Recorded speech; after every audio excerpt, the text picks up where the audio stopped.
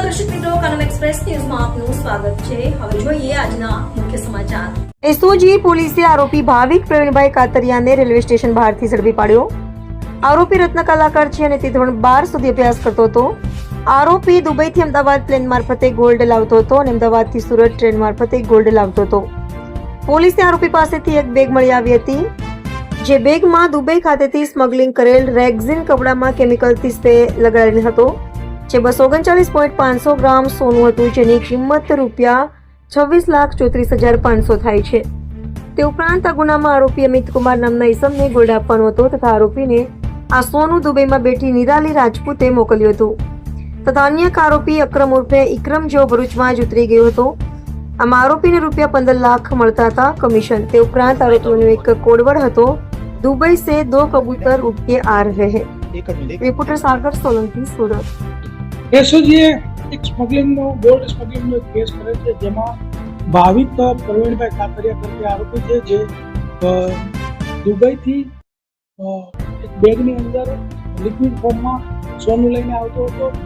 અક્રમ નામનો વ્યક્તિ કે જેણે દુબઈથી અમદાવાદ એરપોર્ટ ઉતરી અને આ ભાવિક કાતરિયાને સોનાની ડિલિવરી આપી અને તે અહીંયા સુરતની અંદર જે છે અમિત જગદીશભાઈ સોનીને ડિલિવરી આપવાનો હતો, એ દરમિયાનમાં એસઓજીએ એને ઉઠાવી।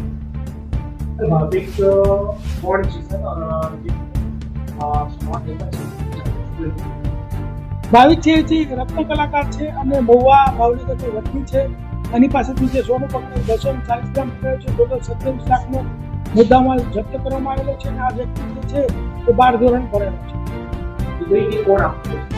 દુબઈથી આ સોનું છે એ નિરાલી ઉર્ફે રાજપૂત જે છે એ મોકલાવે। ગોલ્ડ જે છે એને લિક્વિડ ફોર્મમાં પ્રવાહી સ્વરૂપમાં પરિવર્તિત કરી એના ઉપર એક્વા રીજિયા મટીરિયલનું કોટિંગ કરી અને મોકલવામાં આવતું, એટલે મેટલ ડિટેક્ટરની અંદર નોર્મલી ડિટેક્ટ ન થઈ શકે।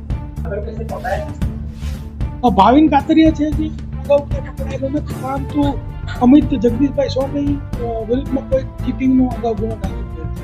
આજે માસ્ટરમાઇન્ડ નિરાલી છે, ક્યાંથી આવી છે? માસ્ટરમાઇન્ડ નિરાલી છે, દુબઈ રહે છે, ત્યાંથી જે ઓપરેટ રહે છે 2-3 વર્ષથી કોઈ કદાચ કરતી। 1 કિલો ગોલ્ડ દુબઈથી અહીંયા લાવવામાં આવે તો 15 લાખ જેટલો ડિફરન્સ એ લોકોને મળે।